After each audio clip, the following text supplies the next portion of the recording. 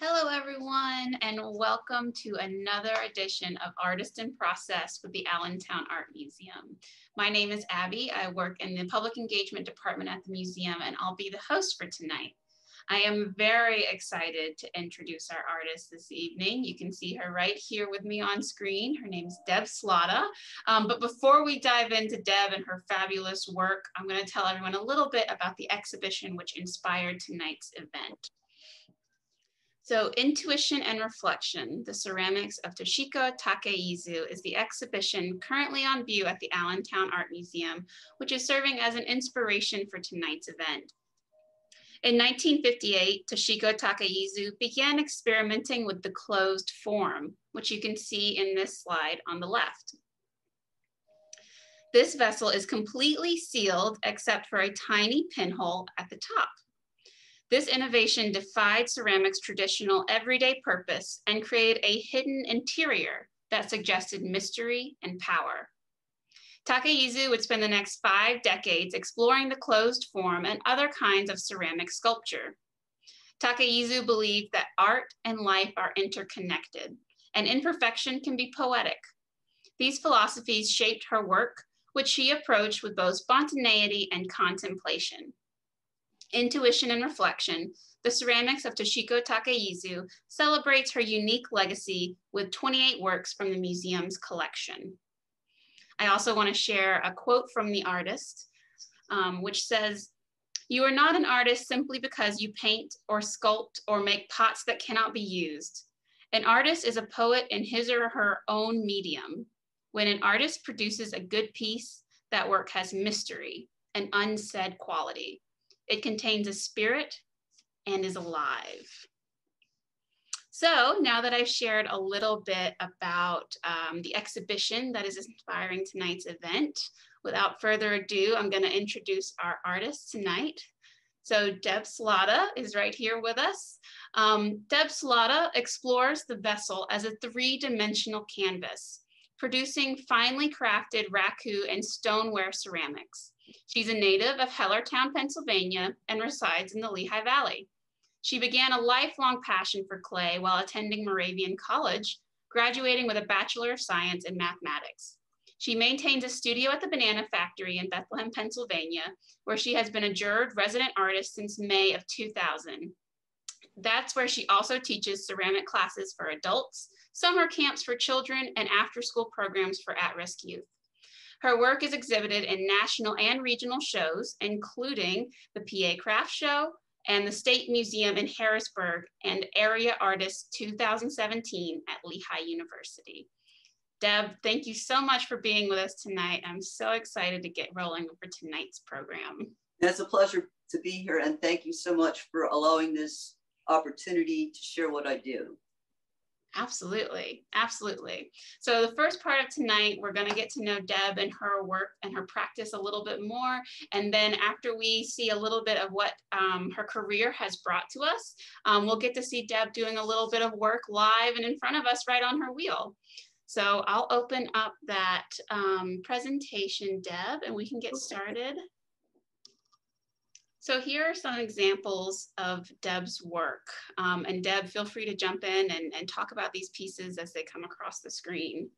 That's a fairly large stoneware platter. And on this piece and several others, I did a whole series where I took the symbols for radiation, biohazard, and chemical. And originally, each piece had a separate symbol. And then I realized that basically there are circles and lines, and so I took various components of each symbol and then started playing with mixing the various parts of the symbol together. So this one it's actually a little spooky to me, scary, so it integrates those 3 symbols all in one pot, playing with geometry. This is another plate, and this one has a little bit more op art feel. Again, I majored in that, and not really a numbers person, but I love geometry, and so geometric patterns are a huge part of how I choose to decorate the surface. And it is wild how fine some of these lines are, and the intricacy of these patterns that you're producing, Deb. I use various sizes of tape, 1/16, 1/8, and 1/4 inch wide. This all started years and years ago. I started with masking tape, and a friend of mine who at the time was in the graphic arts said, you might want to try this tape, and it totally changed how I could design and create patterns based on a different kind of tape. Wow. In this piece, the tape has come off and you can see the patterns being revealed. So the gray is sort of the black glaze, and then where you see sort of that orangey color will be eventually sort of celadon green glaze over top of black. And that's all the tape off and ready for the final coat of glaze. Detail. Yes. It's amazing how fine a line you can get using this tape process. It really is. This is a series of raku. This is the piece being loaded into the raku kiln, which is totally different than a stoneware firing. It's very fast. The kiln will go from 0 to 1800 degrees in about 15 minutes, and then the piece will be removed from the kiln red hot. Wow. And so that's top of the kiln being lowered down, and we'll start the heating process. This is actually after the pieces come out of the kiln. The container has sawdust and straw, which, because the piece is still so hot when it comes out, you have the material bursting into flames, which influences the metallic oxides, which are the glaze colorants. Wow. And that one, I think I might just be putting the piece into the can. Okay. And that's covering up the can so that inside that can, you have a very smoky, carbon-rich atmosphere, and that's where the color change happens, the magic inside the can. Wow. It looks like it's such a humble can, but such amazing things come out of that. Yeah, it's very smoky, and my motto was and still is, I like to play with fire. This is a shot inside the kiln, and you can possibly see the flame really circling around the kiln. It's just very exciting, very exciting. I'm gonna play it one more time. Sure. Never get tired of watching that. Wow. You said 1800 degrees in there. Is that right? Yeah, correct. Wow. That's incredible. And the piece has been cooled slightly. Right now, the piece is probably still at about 1400 degrees. And yes, I'm going to pick it up with my hands. But oh my gosh. A lot of people use tongs, but I'm afraid I'm going to drop it. And so it's a very quick transfer from where it is to where it needs to go. And then to halt the process, when the piece is in the can, as soon as you open the can, you have something called reoxidation. And at times you can actually see the colors change right before your eyes. And so oftentimes I will quench the piece with water to stop the process. Wow. This is an older piece, one of my very favorite pieces. It's long gone. This is probably from about 2007, this particular piece. And that one is about the same time period as well. This is a stoneware piece, and it has its final coat of glaze on it. It almost looks like it's etched. When it's fired, those glazes will blend together and the surface will actually be mostly smooth. Although I would like to try to experiment possibly with some kind of etching technique, because I think that would be very interesting as perhaps a new direction. Another raku piece. So these are a series of 3 bottles that I did, and I was praying that they just fit into the kiln with like millimeters to spare. That's a squeeze for sure. Yeah, I was like, after I did them, it was like, oh man, I hope they fit, and they did. And this is just another detail shot. Nice. And this is actually, before they went into the kiln, they have the final layers of glaze. No, it looks like there's still tape and stuff on that. So this is an intermediate stage where some glaze has been sprayed and then tape will come off and then more glaze will be sprayed on. And there they are, finished. Wow. I think that one is called Midnight Meltdown. And this is an older piece. That turquoise color is just so rich. I have a difficult time achieving that glaze, and so I keep trying, and sometimes it is less turquoise. This particular glaze with enough reduction will actually become what's known as a copper red. The metallic oxide in this case is copper, and with the right amount of reduction, instead of that turquoise color, you may even find spots of red. Wow. Another favorite little raccoon bottle. These are more circular. I tend to go back and forth between, well, triangle. The number 3 is very important to me. And even this piece, when I start, the motif repeats around the piece 3 times. And so I do a lot of things based on 3. And so if the design isn't triangular or hexagonal, I do play with lines and circles, but again, the design does repeat around the piece 3 times. And Deb, this sort of marbled look here in this kind of center circle, that's from raku firing, is that right? Yeah, that's one glaze, but depending on where the flame touched the piece and where the smoke touched the piece, all those different colors are a result of the reduction process. And so it's a little random. You never really know what color is going to be where. That's so interesting. So there's an element of chance in working with ceramics then. Wow. This is another crazy piece. Sometimes I have a very specific idea about what the piece is going to look like.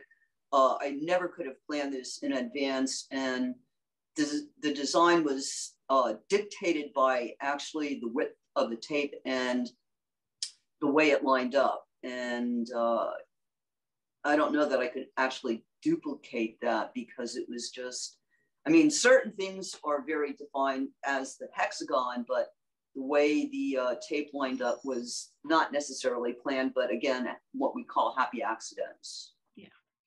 So that takes us through a little bit of your work, Deb. And before you get working on the piece that you're kind of gonna work on tonight, I wanna remind all of our audience members to put their questions into the chat or the Q&A section. So if you have any questions for Deb about her practice, her career, the things that she's working on in the video, please feel free to put those questions in there, and we'll ask as many as we can to you, Deb, while you're working on your piece tonight.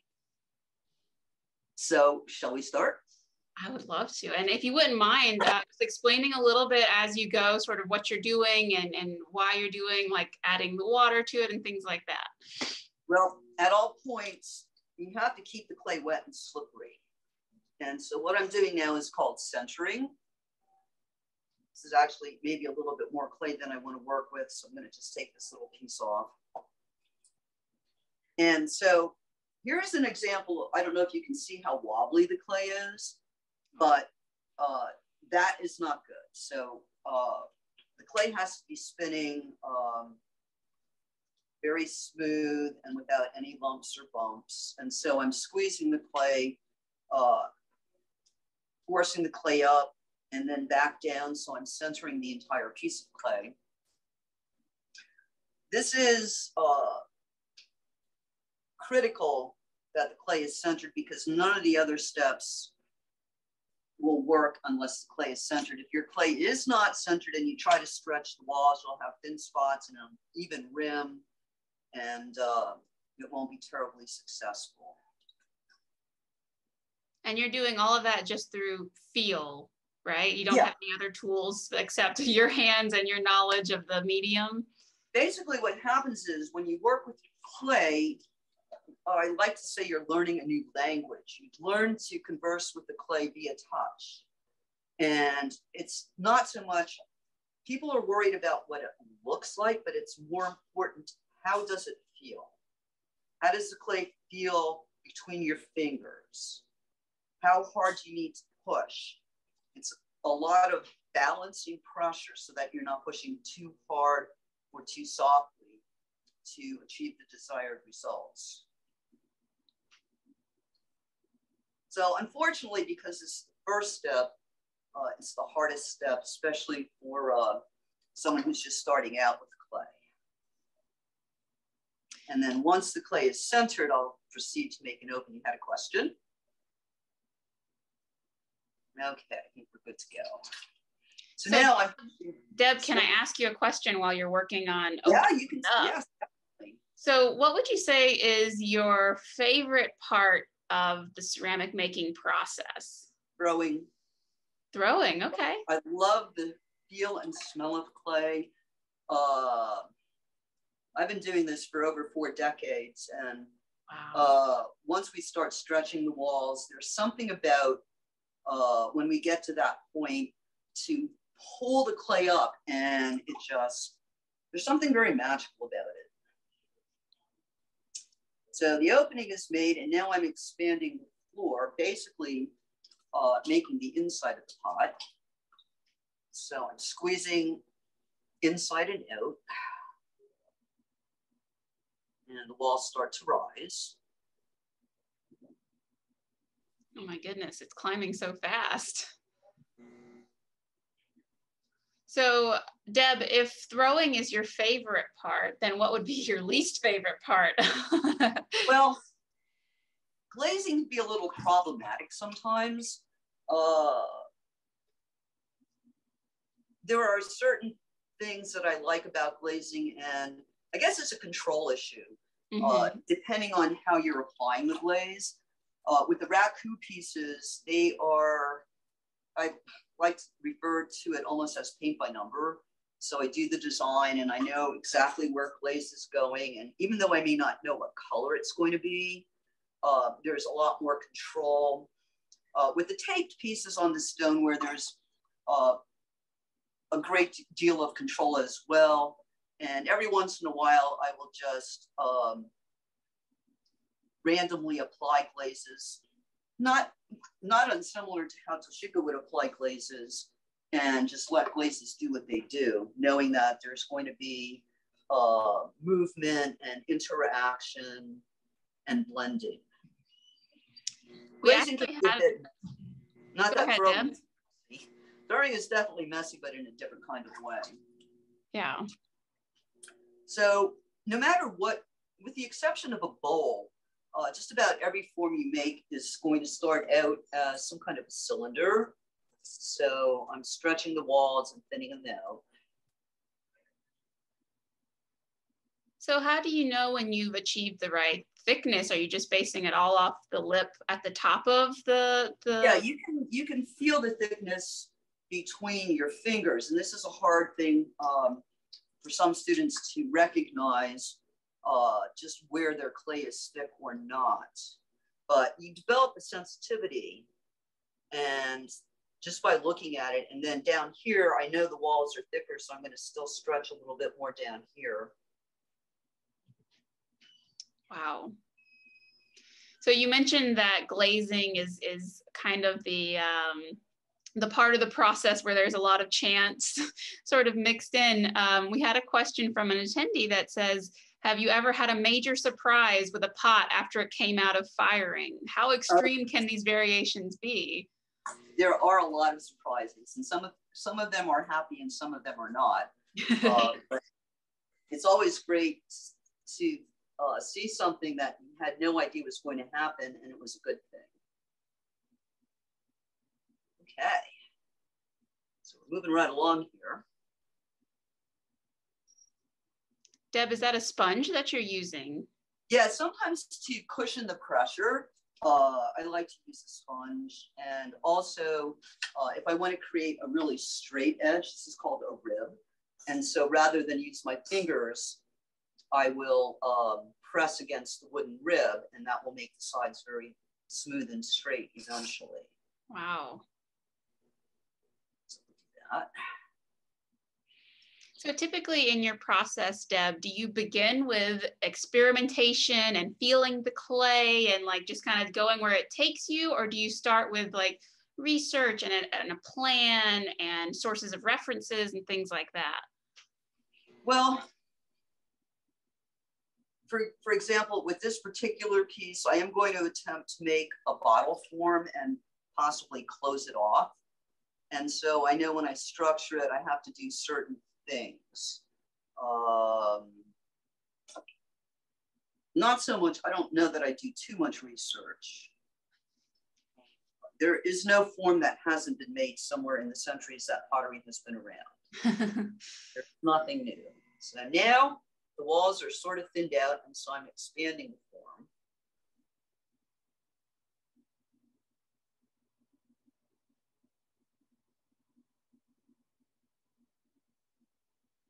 It really is mesmerizing to watch. It truly is magical. There's no question about it. So Deb, are there any other ceramicists that you've come across in your research, your studies, your practice that have been major sources of inspiration for you as a ceramicist? Well, I would have to give a lot of credit to my instructor at Moravian, Renzo Fagioli. Still there? I do believe so, yes. Yeah. So now I'm starting to close off the form.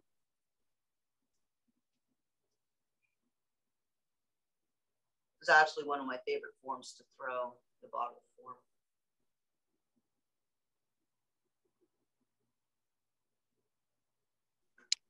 It seems like you're doing a lot by putting your hand in the pot and sort of helping guide things up. How difficult is it to get basically like a pinhole size closure? It seems like it would be really hard.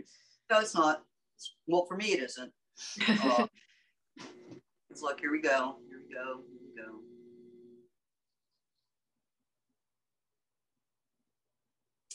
One of the things you have to be aware of is you have to have enough clay to work with. And you know, there's more clay here than I thought, so I'm going to actually make this have a taller neck.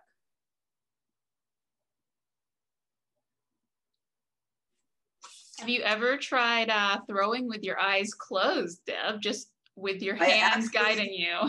Not so much to finish the piece, but especially for centering, it's often helpful because it forces you to really feel the clay.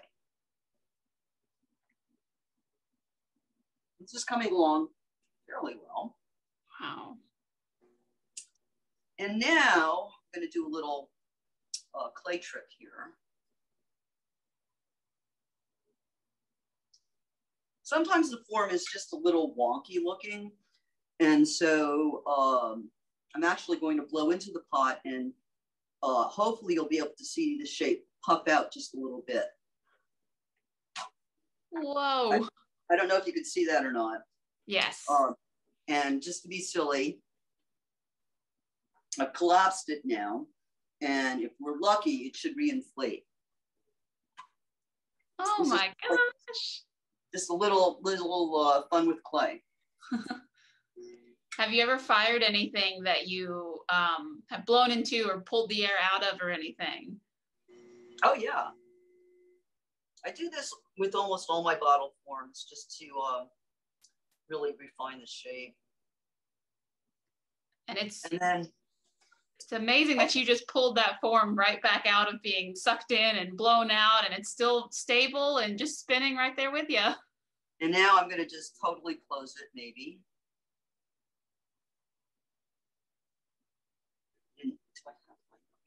I'll just try it this way.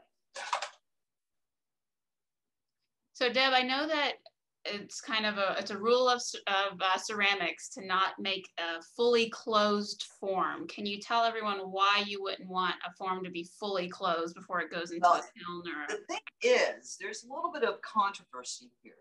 Okay. Technically, you should be able to make a totally closed form because it's not so much the trapped air, but the trapped moisture. I don't like that. Let's see if we can change this back.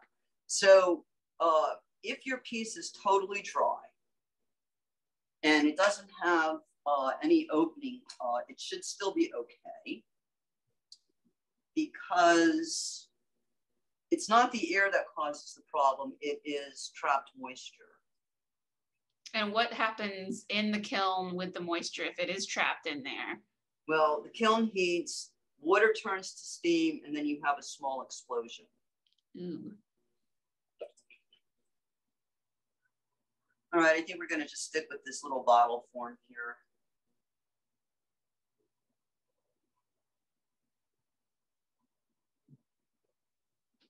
So Deb, can you tell us a little bit about how you got started in ceramics? I know, Renzo was your mentor and you took classes at Moravian, but what made you decide that ceramics were your passion and the way you wanted to pursue your artistic career? Well, being a liberal arts school, I was required to take all kinds of different classes. And so I had always had a great interest in art. And I'd never done wheel throwing, and there was an opportunity to try it. And I kind of liked it. And so as I went through my years at Moravian, I took a second class, and then I took a third class. And then I graduated, and I wasn't really ready to enter the workforce. And then I just sort of had met a whole bunch of art majors while I was there. And I just sort of was part of the ceramics studio at the college for actually several years. And then eventually I bought my own wheel and kiln and set up various home studios. And in 1999, I started teaching here at the Banana Factory and was accepted as a juried artist in 2000. And I've been here ever since. Wow. Okay, what do you think? Should we call it finished? I think it looks stunning. So that's sort of how we do make a pot on the wheel. Very cool. So we do have some more questions for you, Deb. I don't know if you want to keep working on that one or if you just want to kind of answer these as we're tossing them at you. Yeah, you can. I think this one I'm going to possibly call finished. Okay. I think it looks amazing. And again, it's just mesmerizing to watch the process. And if you want, I can throw another little small piece while we're conversing, or not. I think that would be great, because we did have another question about your process. Sure. An attendee asked, how long does it take to complete a form from throwing through glazing, so beginning to end? Well, a lot depends on how long it takes to dry. Step one is making the pot on the wheels. Step two is getting it to the point that's called leather hard. Once the piece is totally dry, it needs to be bisque fired. That's the next step. And then you glaze it, and then it goes back into the kiln. So if you really rushed things, it is conceivable that you could maybe finish a piece in a week, but generally because you want to fill the kiln and you want to wait until you have enough pieces to fire, I would say maybe a 2-week turnaround. Okay. It just depends on what you've made and how many pieces you have and what you need to do to get the kiln filled. Gotcha. This will be a smaller piece. So Deb, what brand of tape do you use and where do you buy it from? We have someone who's interested in finding that really fine tape. Okay, there are a lot of different tapes you can use. The tape I'm using is called Chart Pack. And I used to buy it locally, but now you can get it online. A lot of different people use auto body detailing tape. Huh. You can possibly find some tape that would be similar at a craft store where you buy other art materials, but the particular tape I use is in fact Chart Pack. I'm surprised they still make it actually, so I'm sure it's not being used for its original intent. This is another fun thing I like to do. for my students who may be watching, we go live long and prosper. Yes. And so the transition is called spocking. And so, especially when you're finished with the piece, you can just make the clay go wide, or you can close it in, or you can make it go wide again. And it's just sort of like a fun thing to do. And it's a good exercise to really give you confidence moving the clay where you want it to be.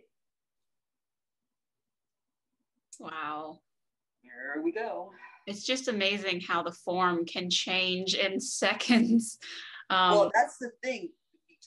When you first start working, the piece is going to go undergo so many shape changes. And then you have to decide what the final piece is going to look like. But I really love to throw. It just,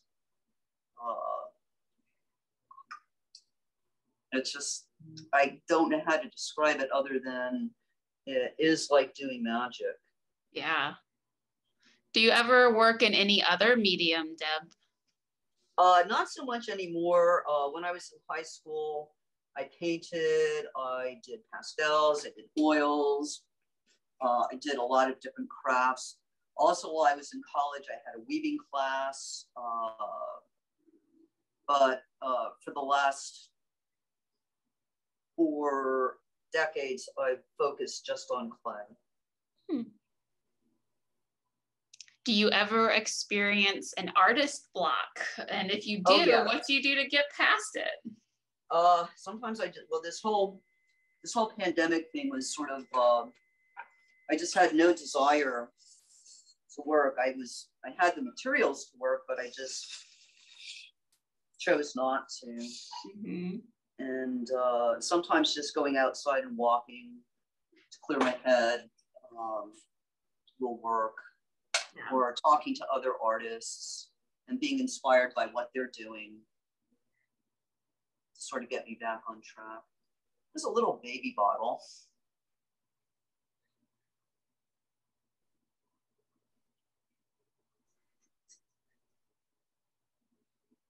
So Deb, I noticed when you started pulling it up, it kept a pretty even and balanced cylinder shape. Do you want to pull it to its full height before you start adding different like forms and waves and bows? That is generally correct. You have to make sure that you don't pull your walls too thin, or you won't be able to shape, because as you start expanding the form, you need to have clay to stretch. And a big mistake beginner students will make is, before the walls are sufficiently stretched, they'll start shaping, and then you end up with very uneven wall thicknesses, or the wall is thicker and thinner. And so ideally you want to have a fairly consistent wall thickness and then shape. Okay. Are there any specific forms or shapes that you really love to make? Well, I do love the bottle form, which is what we just did. Mm-hmm. I also make a lot of covered jars, and it's interesting because I make them and I don't really fully intend them to be used. And again, in the same way that Toshiko would, they're like a secret space. They contain something. And so there's another little pot. Beautiful. I haven't made a whole lot of functional things recently. I also love making bowls. And so at some point, I will try to make things that are maybe a little bit more functional. I have a favorite bowl at home that I use almost every day. And it's good for cereal, it's good for salads, it's good for soup. It just, it's one of my most prized possessions. It's a very simple little bowl. Nice. But it's nice to know that something you made is going to be used and enjoyed by someone else. And even without the utilitarian bowls, plates, cups, use in the sense that it brings visual enjoyment to just by looking at something. Right, right. honestly, Deb, I love your ceramics. And the thing that sticks out to me most about your work is the detail and the tape work and the geometry that you do. When you're making a pot, do you have a plan or a pattern ahead of time, or do you sort of plan the pattern after you have the form? Yes. Yes. A little more explicit. There are certain pieces where I have a very definite pattern in mind. I may not know how it's going to manifest, but for example, I did a whole series where the symbols for radiation, biohazard, and chemical, which I loosely refer to as the doom and gloom series. Then there are other times when generally how I start, I'll put a mark on the pot, which is what I'll call the equator, and then I will measure out, I'll measure so that I have like sections of 3, and then I'll start doing angles. And so I may put a mark that's sort of this way. And then sometimes the tape dictates the design. I'm not really sure where it's going. And sometimes I'm very surprised where it ended up. And other times there is certainly a very specific pattern that I do have in mind. I mean, that's amazing that you have so much variation in your practice, that you allow like the spontaneity in and let the tape do some talking. And then sometimes you have your own plan. I think that's part of what makes your portfolio so interesting and beautiful. I'm sorry. No, go ahead, Deb. Even though it's very tight and very precise, sometimes things happen that you really didn't think about, and then you go off in a whole different direction than what your original intention was. So I might have had a more specific design in mind, but just by the way I placed the tape, it totally altered how the pattern was going to end up. Yeah. So that can be fun. It's amazing how process can change just step by step, no matter what the plan is. Sometimes the materials have their own plan. Sometimes they do indeed. We have a question here from Carolyn. She asks, do you ever collaborate with other artists? And what is that like if you do? I have not really done that too much. And that's, again, something that I think would be fun to do, because it might be a case where I threw the piece and then maybe another artist helped plan how the surface was going to be decorated. But to date, I haven't really done too much collaboration. Okay.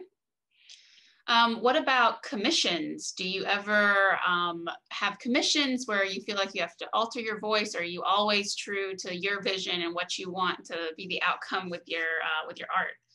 I do commissions reluctantly. If someone asks me to do something, I have brain freeze, and it just, I don't know why that is. I certainly have done commissions, but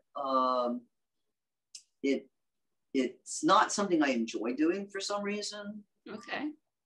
And I have deadlines for certain things, show entries, whatever, but there's something about committing to something that someone wants that I think it just scares me.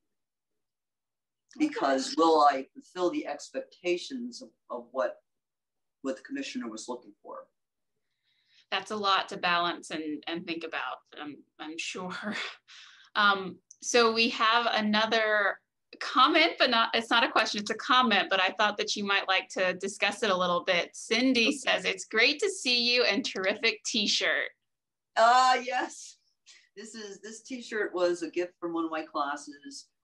It's hard to see, but outlined on the t-shirt is the steps necessary to make a pot. And again, of course, cooking with Kitty and Deb. And I don't know if Cindy noticed, here is Kitty, hi Kitty, but she's still here with me in spirit. And nice.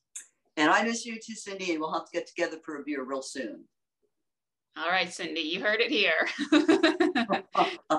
We had a couple other comments just throughout the night while you were throwing and while you're answering some questions.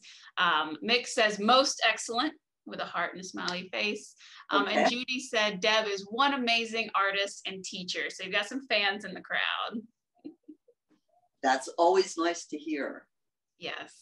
So Deb, can you tell us what you're up to right now? I know you just started classes again. Can you give us an idea of how we can connect with you, see your artwork, whether it's online or through Banana Factory or however you're comfortable? Yeah, I have very little online presence. I need to get together a website. I do have a Facebook studio page. I also have a personal page, but you're probably better off going to Deborah Slahta Studio on Facebook. I have an Instagram account that I seldom use. You are always welcome to visit me here at the Banana Factory. I'm on the second floor, Studio 247, and especially if you are around on a first Friday. Not so much post-pandemic, although I'm not sure we are actually post-pandemic, but my studio has been affectionately referred to as Club Deb because we always have fun. And I used to play the accordion on First Friday, and I haven't practiced for a while. So perhaps as things open up a little bit more, we'll bring back the accordion, and Club Deb will be rocking again. I mean, it sounds like a club I would like to go to. A little accordion, little art, little throwing, love it. Yeah, a good time was had by all. Yes, it sounds like it. I think we've got one other question that I want to toss to you before we wrap things up. So Deb, what's your biggest challenge that you face as a professional artist? Actually getting sales. I don't know what the gallery situation is right now, but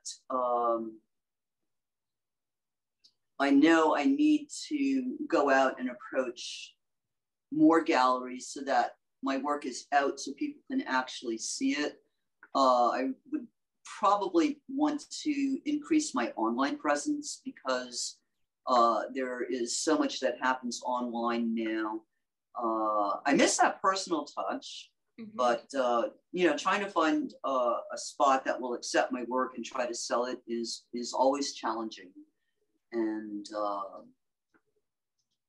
yeah, I tend not to do too many craft shows or outdoor events, especially with the higher end pots. It's just a lot of work. Although I am, if I can say this, I am very thrilled to have an invitation to be back at the Allentown Art Museum for their event, Cocktails and Collecting. So you can look for me at the museum for that event. That's right. That's right. Coming up very, very soon. Coming right up. Yes, I'm very, very much looking forward to that event. Yeah. So I know I said that was going to be the last question. I'm going to ask you one more question, Deb. Okay. What advice would you give to a young artist or a young ceramicist who's trying to make their way as a professional artist in the field? Oh, geez, that's a tough question. I don't even begin to know, but to just stay passionate about what you do. If you have passion, that will take you a long way. It may not bring in the dollars, but to not lose your passion for what you love to do and stick with it. I mean, honestly, that's wonderful advice for all of us, truly. Okay. Well, yes, life lessons with Deb. We do this all the time during class. Yeah. You sign up for one of these classes, you get a whole lot more than you bargained for. We'll just say that. Yeah. Deb, if someone wanted to take a class with you, when will the next sign up be available? Probably not till January. We're just, I think, 4 weeks into the fall semester. And generally I offer classes for fall, winter, spring, and summer. And it's a 10-week class. We don't mess around. We're in it for the long haul. Yeah. But I'm sure they get a lot of wonderful nuggets of wisdom like you shared with us tonight. Oh, yeah. Well, the thing is, by the time you are if you're a beginner, by the time you're actually learning, it's like the class is over. And so the 10-week time frame seemed to be, although it's a huge commitment, it tends to work out fairly well. Okay. And then do students have the opportunity to take advanced level classes with you as well? Or is it mostly beginner level courses? What I do is I don't separate classes into beginner and advanced. I have a mixed bag. Okay. Some people are sort of scared of that, but in my opinion, this is something you can aspire to. By being a beginner, you can see someone who's maybe had the class a couple times and see where they're at. Also, if I happen to be helping a student, people who have taken the class before also have pointers and tips to share. And so I generally have a few classes that are more advanced students, but you know, if you want to learn how to make pottery, I can teach you. Nice. Yeah, I mean, and clearly you know what you're doing. You pulled both of those pots and they were beautiful in, I think 20, 25 minutes. So I think that you've got a lot that you can teach us. Oh, definitely. Well, Deb, thank you so much for joining us tonight. Thank you for giving us just a small taste of your artistic practice and your career, and for sharing your own highlights and everything. It has been just such a pleasure to get to know you and your artwork a little bit more tonight. And thank you, Abby, and the Allentown Art Museum for allowing me to share what I do. Thank you. Thank you. If you haven't gotten a chance to see the Toshiko Takaezu exhibition of ceramics at the Allentown Art Museum, that is open now. I encourage you to come and check it out while it's available. And definitely go and see Deb at the Banana Factory on First Fridays or whenever their next big open studio event is. All right, everyone. Thanks so much for joining us, and we'll see you again soon. Thank you. Bye, everybody.